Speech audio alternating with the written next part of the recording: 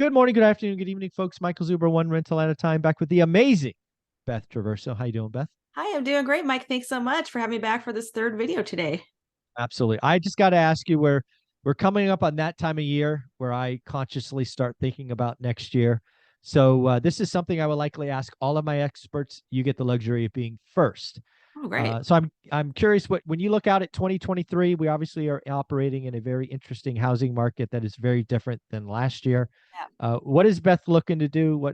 How do you attack it? Do you think about next year, or you just don't even bother? What's Beth doing? Oh, no, I always think about next year, and I do work with a business coach, and this is the time of year we're starting to work on our business plans and thinking about what we want to accomplish for the next year, looking at our numbers. I'm analyzing what worked this year. And this year was very different. The first half of the year was almost a completely different world than the second half. And I think that the second half is going to be more representative of what 2023 is going to bring. I think it's pretty safe to assume that. And so what we're doing is looking at what has worked this second half of the year and then how to project that into 2023.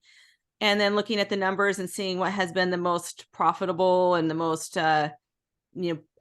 successful business strategies for real estate sales. And so for me, what I'm looking at doing is continuing to market myself as the trusted advisor, somebody that really understands this market, and showing people out there that I'm still selling homes and we're selling them successfully, and here's how we're doing it.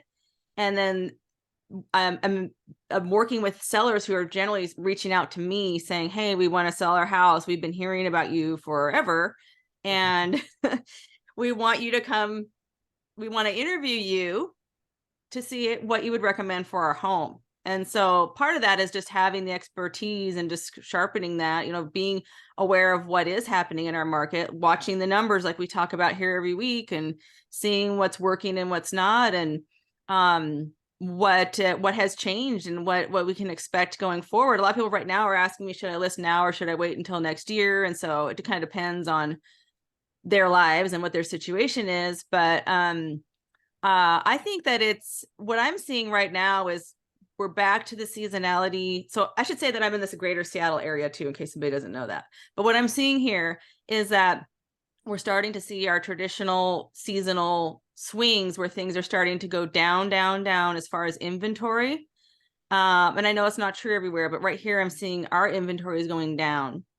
And I'm also seeing that I'm thinking buyers may start to jump off the fence a little bit if rates continue to improve.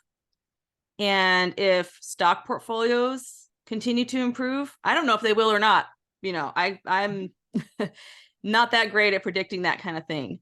But Right. I do know that since psychologically, it does make a difference what happened late last week when all of a sudden rates, for the first time, we had good news. If that continues and it happens to sync up with our early spring surge that we get, it Right. could be a bit of a rally.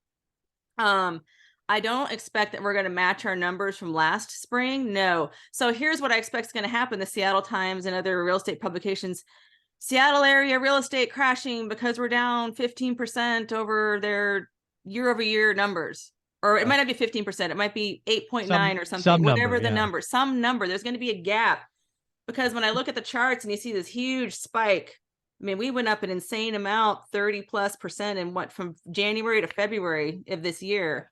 So it's not going to happen. Like, we're not going to have that kind of a surge because that spike has come almost all the way back down to where we were. So it's kind of this big arch. So I Yep. think as we move through that, we're going to have that gap, and it's going to look like the sky is falling, even if it's pretty, even if we are actually improving month over month, and we might still have a little bit of a surge, and it's just going to be more, Yeah. The it's going thing to be that more I'm moderate. Yeah, the thing that I'm going to be monitoring with you, because we talk every week, is not so much the price point. Because again, when you operated in a market where people were routinely offering 500 grand over list, that will distort numbers. You just can't get it around that. But Yeah. what I'm going to watch in your market is I'm going to be asking you about transactions, because I suspect you might actually have more transactions February, March, April than you did last year, even though the price is down because you don't have that extra, Hmm. you know, I Yeah. don't know what it was, craziness of last year. It'll be interesting to watch that. It will be. And yeah, because I mean our transactions, like we've talked about, are way down. We're 40% plus Yeah. drop in transactions, just like you talked about. So it'll be interesting to see if how long that persists. But I think if we start to see a little bit of relief in the interest rates, and buyers are hungry for inventory, I think we're going to see a bit of a bump. Yeah. So yes, I'm expecting that, but I also expect I'm ready to buckle down and batten down the hatches a little bit too in my business. I'm trying to be cautiously optimistic. I feel like I'm going to have a great year, but um, it may not break all records, and that's okay. Yeah. Not every year Yeah. Every can. year can't be, Yeah, every I year can't can't be a every year. I fresh mean, start. like we all want best year ever, but and 2022 has been amazing. But and I've certainly learned a lot. This has been the biggest roller coaster ride in my 24 years selling real estate, and I've been through a lot of crazy markets in that time. This was the most intense as far as just the changes and the Yeah.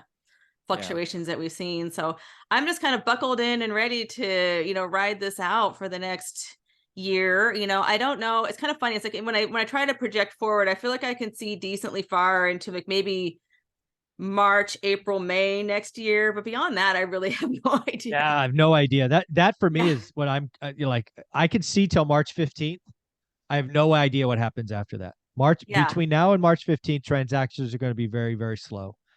March Yeah. 15th, tell me what the 30-year mortgage rate is. Is it above 7 or below 6?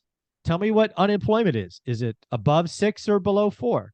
Tell me what this is. Tell me what that. I mean, I have no idea what's going to happen by March 15th. It's crazy. No idea. So what I'm trying to do is trying to operate in a very more operate my business in a little more conservative. I'm not going to be taking crazy risks or big expenditures or anything like that. So I'm just going to focus on the core business and taking great care of my clients and trying to spread the word, and and then we'll see what happens after we get past that March 15th, and There you go. talking about that too when that I comes. love it. I love it. Well, Beth, Mhm. thank you very much for being a part of the week. Thank you for coming down for the first one rental at a time event. Great and wonderful feedback of your presentation. I can't wait to share it with all of the one rental at a time students because they are going to get it for free as part of our course that you're a part of. So Me thank you too. so much. Thank you. All right. Appreciate it. Bye.